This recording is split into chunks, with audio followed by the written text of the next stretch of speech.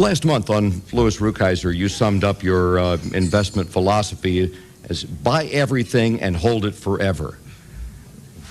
Do you still subscribe to that in light of what the market has been doing, or would you unload some things now? No, my theory is not subject to the ups and downs, the peregrinations of the stock, the unpredictable peregrinations of the stock market. It's painful to do, but I think the idea of owning the stock market is the best approach to equity investing, and perhaps I didn't make that thoroughly clear there. I have never felt that equities should be the only portion of an investor's long-term program. I myself am about 50% stocks, 50% bonds, for example. I was brought up when I came into this business in 1951 with the Wellington Fund, which was and is, and I hope always will be, a conservative balanced fund. But I think the idea of buying and holding forever and not trying to make adjustments requires that you've gotten it right in the first place. That you can only hold tight if you've bought right, if you will. And that is to say, have an asset allocation that has something to do with how many years you have to accumulate money, how much resources you have at stake, how much income you need, and how much courage you have to ride out the peregrinations of the market. So you've got to take all that into account from that simple statement.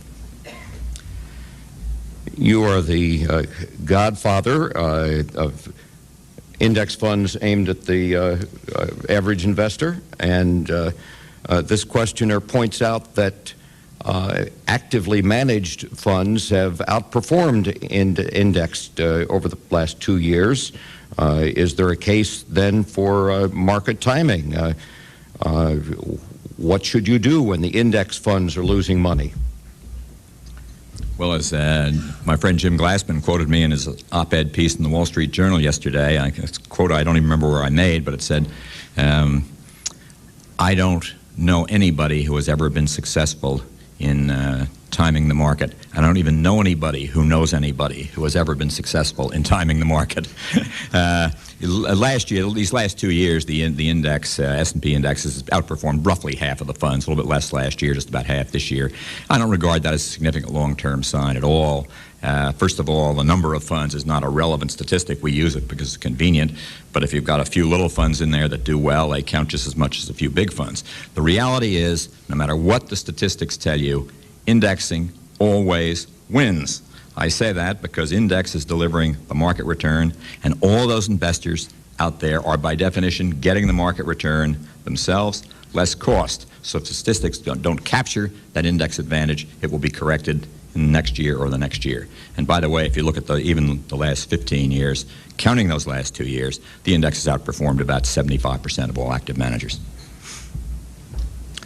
Someone out there will want to take careful notes here because we're going to go from the general to the very specific.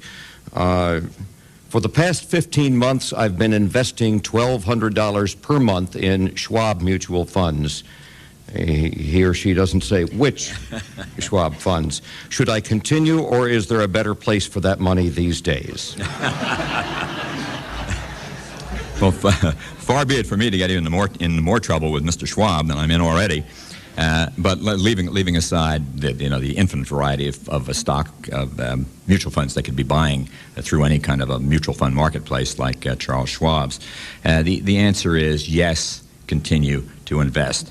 I've told particularly young people in the office who are really petrified by this market decline that it's the best thing that ever happens to him. And if you think about it logically, of course it's wonderful. I mean, think of, say, the young man I was talking to yesterday who's probably 25 or 26 years old, and he's got the rest of his life in invest. And I said, well, let's suppose that Chris Scott, his name is. I said, let's suppose, Chris, that the market's going to end up at Jim Glassman's $36,000 by the time you retire.